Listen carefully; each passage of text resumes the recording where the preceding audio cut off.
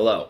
Today we are recapping the Real Housewives of Orange County, Season 18, Episode 3.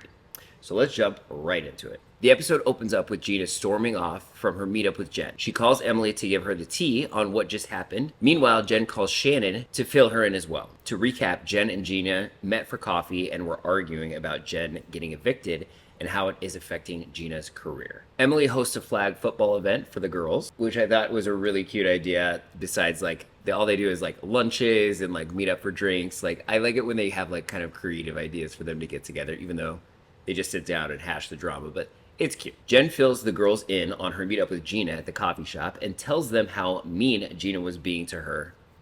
Shannon tells the girls that Alexis told Heather that her and Johnny J have sex 4 times a day. Don't believe it. And then tells the girls that Alexis and Johnny J are working out with her personal trainer. So Shannon is, just kind of spilling the tea on Johnny J and Alexis to the girls and just telling them all the rumors that they've heard about her. I don't know if production's telling her to talk about Alexis. Like, if my ex's new thing was on the show with me, I would want to not talk about her as much as possible to not give her the light. You know what I mean? Maybe that's just me. Gina and Jen go at it again with all the girls after they finish playing flag football. Jen talks about marrying her ex-husband young and never having control over money. So this is all new to her for her standing on her own. So she kind of goes into depth about how she married her ex-husband really young and that she never had a credit card with her name on it.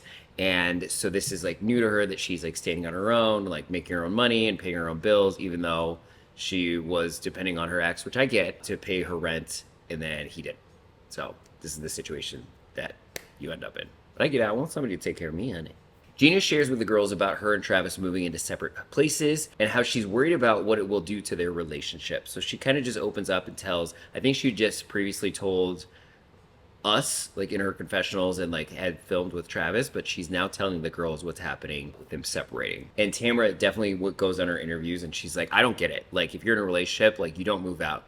And I don't think that's right. I think that it's, to every, there's no perfect relationship and there's no two relationships that look the same. I think you need to do what you want to do in your relationship. So if this is what they need to do, more power to them. Then we head to Emily's sexy bedroom shoot for her husband's birthday and brings Shannon along. Emily opens up about her weight loss and how working out may be an obsession to her now. She also mentions how it's hard to live in Orange County because everyone looks so great. I've heard that about Orange County. I've never been to Orange County, but I've heard it's all about the flash, right? The outward appearance, the car you're driving, your house, your body, if you have abs, your Botox, your boobs, all that stuff. So, they choose to live there. Let's be real. But yeah, I think it's very challenging to probably live in a place like that where it's all based on very superficial things and you're always trying to catch up to everybody, right? Which we're all perfect in our own way. I tell myself that every day. I try to. Then we flash to Tamara, Jen, and Alexis taking their dogs for a walk. Tamara gives Jen advice about how she's getting into the same situation with Ryan as she did with her ex-husband, and depending on Ryan again. So Tamara talks a little bit about I'm worried about you, girl. You're getting in the same situation. You're driving Ryan's car now. You're living in his house. You need to make your own money, basically. So we flash back to Emily in her photo shoot, and she looks incredible. I can't show, I don't think, all the pictures on here because her butt's out and everything, but she looks great in this photo shoot. I just think Emily's a very pretty woman. Shannon tells Emily at the photo shoot about Alexis and Johnny J basically getting fired from their shared personal trainer because he doesn't want the drama in the gym. The personal trainer doesn't want the drama in the gym. And I think it's funny. So Shannon's talking to Emily about how she heard that they got kind of kicked out of the gym, and they flashed to Alexis talking about it too, when the girls were on the walk, and Alexis is like, yeah, I don't know how the trainer would know, because I guess the trainer was like, yeah, he's like, I don't want there to be any drama in my gym, so you guys can't be here anymore. And Alexis is like, I'm a good Christian girl, and then the trainer's like, oh, well, a good Christian girl talks about sex on camera or something like that. And Alexis is like, the only way he would know about that is from Shannon, from the lunch, sharing what happened at the lunch. And I'm like, obviously Shannon's gonna share. She's gonna complain about Alexis, the new girl in Johnny J's life, to her trainer, right? You talk to your trainer. So I just thought that was kind of a funny little interaction. Katie, Gina, and Sutton from Real Housewives of Beverly Hills meet up for lunch. Katie talks about how Heather's non-acknowledgement at Sutton's Christmas party And Sutton talks about how she would not want to go up against Heather. So Sutton is saying like, Katie, you might want to watch like your step here. And obviously, like Katie's the new girl, and she's trying to make a splash, I think, by coming after Heather. Like it's starting to become apparent. So Sutton's like, ooh, watch out, girl. But it's making for good TV so far. Although Heather doesn't really know about it at this point. Like Katie's just been talking about it to everybody else. So Emily sits down with her husband Shane and talks about how she's going too far with the working out and he's not doing enough, and how their children are kind of taking note of this.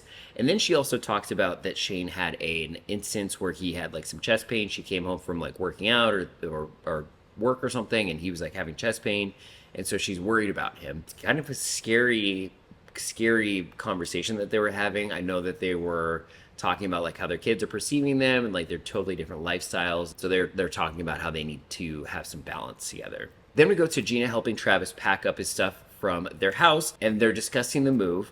Travis doesn't seem very happy about it, that he's moving out, but he seems to be supporting Gina in her decision still. Gina talks more about how Travis's ex's drama made her make this decision to try and help their relationship, how Travis's ex has really put a big strain on their relationship, because I guess she just sounds like a nightmare. And so Gina again is saying like, this is why like I need space, like this is like dragging our relationship down, this is dragging me down, I'm trying to stay afloat from my divorce, even though her divorce seems to be going a little bit more amicably. The episode closes out with them having a hug and Travis driving away. I hope you liked my recap. I will link down below a playlist to all of the other episodes in this season. Hopefully it can help you catch up and get ready for the new season, or just get into the Real Housewives in general. Thank you so much for watching, and hit that subscribe button to check out all of my other recaps, and I will check you on the next one.